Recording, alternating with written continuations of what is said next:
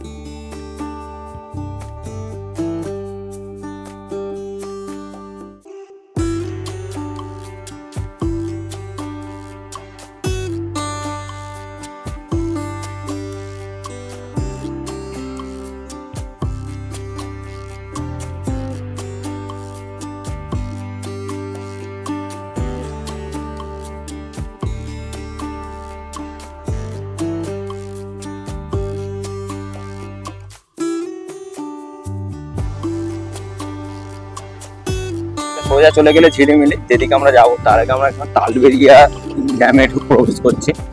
সেখান থেকে এখনো 2 কিলোমিটার ভেতরে তালবেরিয়া ড্যাম। তার আগে আস্তে আস্তে তোমাদের এই জঙ্গল মহলের মধ্যে অনেকগুলো ভিউ পয়েন্ট পড়বে, তোমাদেরকে যেমন বলেছি।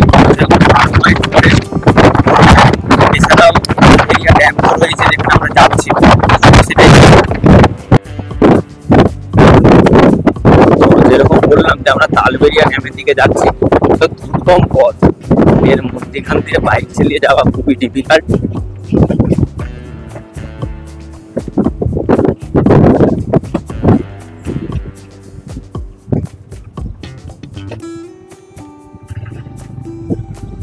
জাস্ট 20 পরিবেশটা তোমরা খেয়াল করো।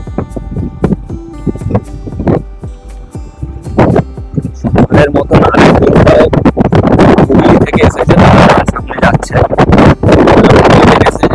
তাদের নাম্বার প্লেট থেকে গাড়ি। সো তোমাদেরকে যেরকম বললাম যে আমরা তালবেরিয়া ড্যামে আসছি, তো এখন এই মুহূর্তে পৌঁছে গেছি যে water resource investigation and development department, Talberia minor irrigation scheme, তো যেটা হচ্ছে Bankura agri irrigation division Bankura. So এটা হচ্ছে তালবেরিয়া ড্যাম। তো আমরা এখান দিয়ে সোজা উপরে গিয়ে তোমাদের সাথে ভিডিও করছি। সো এই মুহূর্তে আমরা তালবেরিয়া যে জলাধার আছে, মানে তালবেরিয়া ড্যামের ওপর আছি। তো আমরা এই রাস্তা দিয়ে এসেছি, আমাদের পেছনে যে রাস্তা আছে, তো সেটা আমি ব্যাক ক্যামেরা করে দেখাবো। তার আগে তোমাদের সাথে উপর থেকে ভিউটা শেয়ার করার চেষ্টা করছি। আর এখান দিয়ে নামা যায়, তো আমি যে ড্যামে মানে যতটুকু নামা যায় ততটুকু আমি নামার চেষ্টা করছি। বাট এই মুহূর্তে সূর্য মাথার ওপর, তো ঝিলিমিলি যেতে যেতে আমরা তালবেরিয়া ড্যামে এসে তোমাদের সাথে ভিডিও করছি। সো এখান থেকে জাস্ট একটা ভিউ পয়েন্ট আছে, সেখান থেকে ভিউটা শেয়ার করছি। জাস্ট দেখো, জাস্ট অসাধারণ ভিউ। সো জঙ্গলমহলে এসেও জঙ্গলমহলের যে সৌন্দর্য সেটা নিতে গেলে তো তোমাদেরকে এরকম অফবিট জায়গা আসতে হবে। তো সেলান্ডিয়ান সার্কেল ফলো করো যাতে তোমাদের এরকম অফবিট জায়গা সন্ধান আরো দিতে পারি। তো চলো ব্যাক ক্যামেরা অন করে পুরো ওভারঅল 360 ডিগ্রি ভিউ দেওয়া আছে। উপর দিয়ে এরকম ভাবে যাওয়া যায়। তো আমি এই রাস্তা দিয়ে এসে এখান দিয়ে একটা ভিউ পয়েন্ট আছে, এখান থেকে দাঁড়িয়ে ওভারঅল তোমাদেরকে ভিউ দেওয়ার চেষ্টা করছি একটা। জাস্ট দেখো, পুরো ওভারঅল 360 ডিগ্রি ভিউ দেওয়ার চেষ্টা করছি। জাস্ট এই ড্যামটার ওপাশেই হচ্ছে শালের জঙ্গল, আর এপাশেও জঙ্গল। এখানে নৌকা বিহার হয়, বাট এখন এই মুহূর্তে বন্ধ আছে। তোমার সাথে ওভারঅল পরিবেশটা শেয়ার করছি। আজ দেখো, তো এখানে আর বেশিক্ষণ দেরি করব না, কারণ আমাদের এখান থেকে ঝিলিমিলি যেতে হবে। তো এখান থেকে ওভারঅল যে ভিউটা সেটা শেয়ার করলাম তোমাদের। কিরকম লাগলো অবশ্যই জানাও, আর কে কে তালবেরিয়া ড্যামে এসেছো অবশ্যই কমেন্ট করে জানিও। তো চলো, এরকমই অজানা অচেনা আমাদের রাস্তায় যে যে অফবিট জায়গাগুলো পড়বে সেগুলো আমরা কভার করব। তো চলো, এইখানটা মোটামুটি তোমাদেরকে একটা আইডিয়া ওভারঅল ভিউ দেওয়ার চেষ্টা করলাম। তো কেউ এলে তোমরা অবশ্যই এখানে আসবে। তালবেরিয়া ড্যামটা খুব নির্জন এবং নিরিবিলিতে, মানে একান্তে সময় কাটানোর খুব বেস্ট জায়গা। তো চলো, আর বেশি কথা বলবো না, যাওয়া যাক। সো তালবেরিয়া ড্যামের ভিডিও মোটামুটি কমপ্লিট। তো এরপর আমরা ঝিলিমিলি যাব। তো ওখানে গিয়ে দুপুরে লাঞ্চ করব, কারণ সেই সকালবেলা ব্রেকফাস্ট করেছি, তারপর থেকে কিছু খাওয়া হয়নি। তো ওখানে লাঞ্চ করে আমরা নিজে খাবো, তার সাথে সাথে গাড়িকেও খাওয়াবো, খাইয়ে তারপর আমরা আমাদের পরবর্তী যে ডেস্টিনেশন আছে সেখানে যাব। তা এখন মোটামুটি এখান থেকে 6 কিলোমিটার দূর হচ্ছে ঝিলিমিলি। তো সেখানে যাই আগে, তারপর তোমাদের সাথে আবার ভিডিও করছি আমি। বাট ওভারঅল যে পরিবেশটা সেটা তোমাদের সাথে শেয়ার করছি, দেখো তোমরা।